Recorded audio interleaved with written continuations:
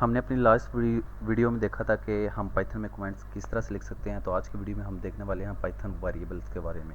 तो उसके लिए सिंपल मैं एक फ़ाइल क्रिएट कर लेता हूं वेरिएबल के नाम से, variable.py।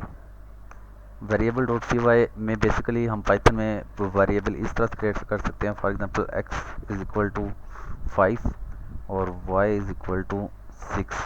अगर मैं इसको प्रिंट करूं, प्रिंट x और प्रिंट y, और इस प्रोग्राम को हम रन करें तो बेसिकली पाइथन में इस तरह से हमारे पास वेरिएबल्स होते हैं। और इन वेरिएबल्स को, ये वेरिएबल बेसिकली इंटीजर टाइप में है। इसकी हम टाइप भी चेक कर सकते हैं, वो भी हम देखेंगे। पाइथन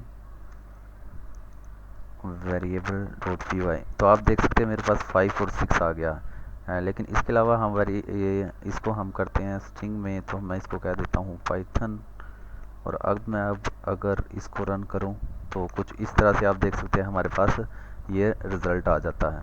इसके अलावा हम देखेंगे कि कास्टिंग के बारे में।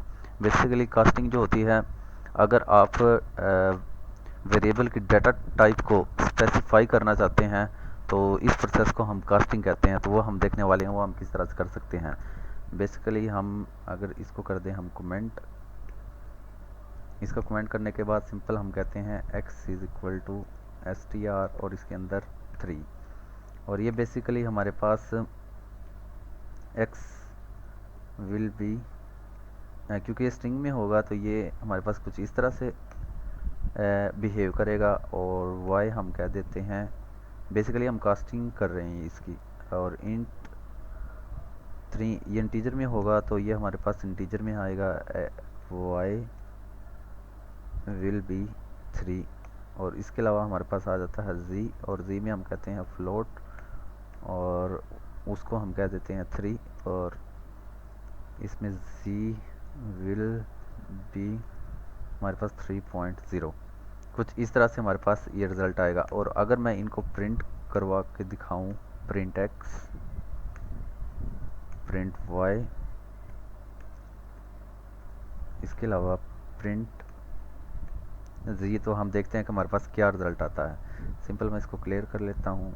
और अब मैं अगर रन करूँ पाइथन वेरिएबल, तो आप देख सकते हैं 3.0। बेसिकली ये 3 जो हमारे पास आया है ये सेम इंटीजर जैसा, लेकिन बेसिकली ये जो 3 है हमारे पास ये एक स्ट्रिंग है। और इसकी हम डाटा टाइप को भी चेक कर सकते हैं।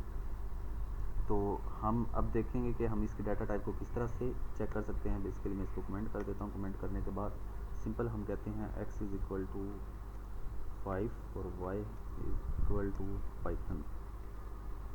और हम इसकी डाटा टाइप चेक करना चाहते हैं तो हम लिखते हैं प्रिंट, और प्रिंट के अंदर जाके हम टाइप और टाइप के अंदर हम लिखते हैं x, और एज सेम इट इज़ हम लिखते हैं हम y। और इसको हम रन करके देखते हैं तो बेसिकली ये हमें इसकी डाटा टाइप दे देगा। आप देख सकते हैं कि जो x की डाटा टाइप है वो इंटीजर है, और y की जो डाटा टाइप है वो str है। जिस तरह से हमने पहले str लिखा था तो उसने str हमें रिटर्न किया था, और इंटीजर लिखा था तो उसने हमें इंटीजर रिटर्न किया था। उसके अलावा हम पाइथन में देखने वाले हैं कि सिंगल और डबल कोटेशन से पाइथन में क्या इफेक्ट होता है। अगर हम कोई वैल्यू, फॉर एग्जांपल मैं इधर लिखता हूँ x is equal to Python, ये मैंने बेसिकली सिंगल कोटेशन में लिखा। और अगर मैं इस y को लिखता हूँ is equal to same x को ही लिखते हैं, तभी हम डिफरेंस का पता कर सकते हैं। सेम इसमें अगर मैं लिखूँ पाइथन, ये लिखने के बाद सिंपल हम इसको कराते हैं प्रिंट, तो इसकी स्टेटमेंट पे कोई असर नहीं पड़ेगा क्योंकि पाइथन सिंगल और डबल कोटेशन दोनों को ले लेता है। अगर मैं इसको रन करूं तो आप देख सकते हैं हमारे पास पाइथन प्रिंट होके आ गया, क्योंकि x में भी पाइथन है और y में भी पाइथन है, तो इस पर कोई इफेक्ट इससे नहीं पड़ता। इसके अलावा हम पाइथन में देख सकते हैं केस सेंसिटिव के बारे में कि पाइथन केस सेंसिटिव है या नहीं है। तो उसके लिए सबसे पहले मैं इसको करता हूँ कमेंट, सॉरी इसको मैंने किया कमेंट करने के बाद इसको मैं करता हूँ क्लियर। और सिंपल हम थोड़ा इसको मैं ऊपर कर देता हूँ ताकि क्लियरली नज़र आए। सिंपल हम कह देते हैं a इज़ इक्वल टू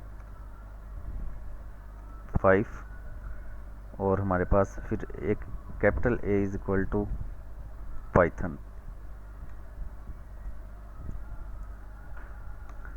तो प्रिंट ए और फिर कैपिटल ए, इस तरह से हम करते हैं। इसको सेव करते, सेव करने के बाद अगर हम अब रन करके देखें इसको, तो आप देख सकते हैं 5 और पाइथन, मतलब ए विल नॉट ओवरराइड ए, जो कैपिटल ए है वो स्मॉल ए को ओवरराइड नहीं करता पाइथन में।